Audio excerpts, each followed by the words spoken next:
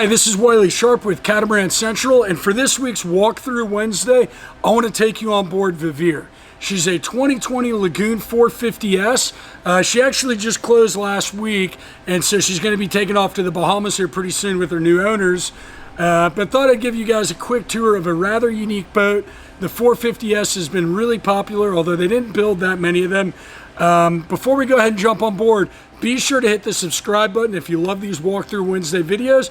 And if you want to be in the know and get these videos a couple days earlier, click the link below to sign up for the Be in the Know mailing list. Let's go ahead and jump aboard the boat. Okay, gonna go ahead and do this video walkthrough on board Vivere 2020 Lagoon 450 Sport Top. Yeah, I really go back and forth on the Lagoon 450 versus the 450 Sport Top. I love the flybridge, but I also love not having the boom so high. We're not going to board from the starboard sugar scoop. We're actually going to start midship at the boarding gate, make our way forward here on the boat.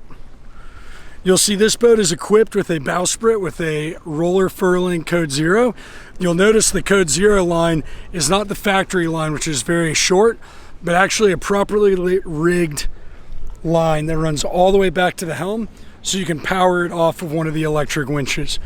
We'll take a look at that once we get back to the cockpit. Through here we've got the starboard forepeak. Over on that side you've got the port forepeak, nice large split trampoline. You can see the boat is equipped with an oversized Rachna anchor. One of the greatest debates you can cause in the sailing community is what's better, a Rachna or a Mantis. I honestly don't have one strong opinion one way or the next. I think anything's better than the undersized factory anchor that most manufacturers put on boats. Windlass runs through the chain guide there. Sorry, the anchor chain runs back to the windlass through the chain run there. And this chain is oversized from the factory spec chain. We've got really deep storage wells here.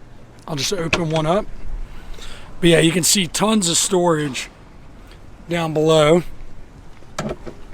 So the cushions for this forward cockpit are stowed down below. As you can see through this quick pano, a little ominous looking outside in Fort Lauderdale. So I didn't really want to open up everything and pull out cushions and run the risk of everything getting wet. You can see there's sunshades going out that side. Trying to figure out the best way to get to the cockpit. Everything's kind of closed up. Sail bag, that's kind of like a MacPack style sail bag where you've got the line so you can unzip it from the base of the mast. Just like all Lagoon 450s, it's a double spreader rig. And this boat's equipped with a full B&G electronics package that includes AIS, chart plotter, radar, depth sounder, speed, you know, all the normal stuff you come to expect on board a modern cruising catamaran. You can see we got a full enclosure for the cockpit. Just gonna unzip this real quick and we'll enter the helm area. So all of the winches on board Vivere are electric winches, making it a really, really easy boat to sail single-handed. And you can see from the helm, really good visibility forward, as well as really good visibility aft when you go to back it into a slip.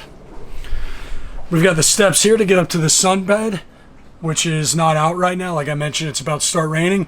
There is a piece for the enclosure there, although it's not deployed right now. And this hardtop does retract back, making it easier to access the sky bridge. A couple steps down brings us into the cockpit, which is pretty much standard cockpit for all Lagoon 450s. Large daybed here to the starboard side with storage down below. Nice U-shaped settee around a table for alfresco dining. Here this boat is equipped with an optional refrigerator where the icebox would normally go. Trash can below there, and then storage beneath here, and then line storage underneath here. There's a lot of debate between the 450F versus S. You know, like I said, I don't really have a strong opinion one way or the next. I love the flybridge, but I also love the sport top. Yeah, I think the nice thing about the sport top is it connects the helmsman with the rest of the group, which is kind of a nice thing. But the flybridge has got some advantages as well too. We've got the Code Zero winch here in the cockpit. Through here, we've got the first of two mechanical spaces. Over on the starboard side, we've got the Yanmar engine, and that's really about it over here on the starboard side. Dive ladder on the starboard sugar scoop. An Antilles tender with a 20 horsepower Tohatsu, which could, for those that don't know, Tohatsu motor is actually the manufacturer for all Mercury outboards up to something like 50 or 75 feet. Port side winch for the Code Zero. And let's go ahead and take a look inside Vivere. Okay, making our way into the Salon. So this is the current generation interior. I mean, obviously it's, a very new boat, but it's got the athwartship U-shaped galley versus the fore and aft. Dual basin sink, built-in microwave above, plenty of storage up top as well.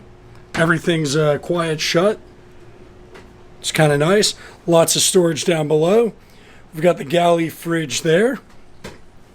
Starboard aft, we've got the freezer. Some more storage, hideaway television under here that pops out. More storage up top. And then we've got the main electrical panel here with the 12 volt side over here, 110 side over there, inverter control, generator remote start, as well as your 110 main breakers down here. We'll come back to the master stateroom, but I've spent a lot of time on the 450s, and I just think it's a really, really nice, comfortable, workable Salon on the Lagoon 450s. Good forward-facing nav station. Great visibility forward. I was really lucky a couple months ago now. It seems like it was only yesterday. Got to help a buddy bring his Lagoon 450 fly from Virginia Beach down to around Cape Hatteras, and it's just nice getting offshore in one of these boats. They sail really well. I know people like to hate on lagoons, say they're not performance boats, and they're definitely not performance sailing boats, but they're no slouches either. So this boat is currently on the market. They've already stripped everything down, so you do have a forward cabin here. A lot of natural light will come through that window when it's open, or when the blind is open. Hanging locker on the outboard side. More storage down below that.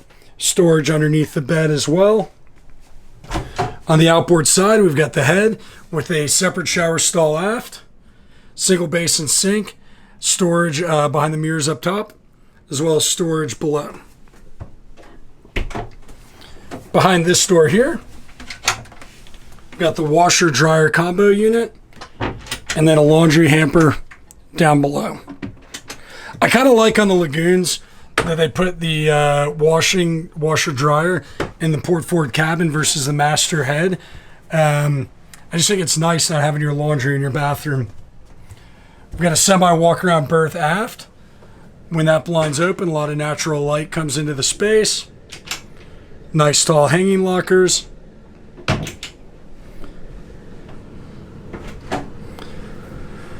Other head that kind of mirrors the port forward guest head. We've got the escape hatch, and then the water maker control is just right there. So this boat's equipped with a comfort package, which from the factory is 4 water tanks, although when you do the factory installed water maker, it reduces it down to 3 water tanks. Going to make our way across the Salon into the master stateroom. Nice large semi walk around berth aft. Lots of natural light comes in when you open these blinds. As you can see, we're going to leave everything shut. I mean, look at this master stateroom. I mean, I know I've done a lot of walkthroughs on Lagoon 450s. I just think for a whole hull master, this is one of the best laid out boats in my opinion. A lot of storage, as you can see, both on the inboard and outboard side. And then the master head forward. All in all, a really, really well thought out, well laid out boat. I mean, there's a reason Lagoon built as many Lagoon 450s as they did. Oh, one thing I'm going to point out that I haven't, or I don't normally point out on these tours, is this electrical space here. These Lagoon 450s are so unbelievably easy to work on because of how good the access is to all of the components for the electrical system. So there you go. This is the 2020 Lagoon 450 Vivere. If you have any questions on this boat or any other Lagoon 450 Fly or Sport Top, please don't hesitate to leave a comment down below, shoot me an email, and as always, if you like what I have to say, don't forget to hit the subscribe button. Thanks and have a good day.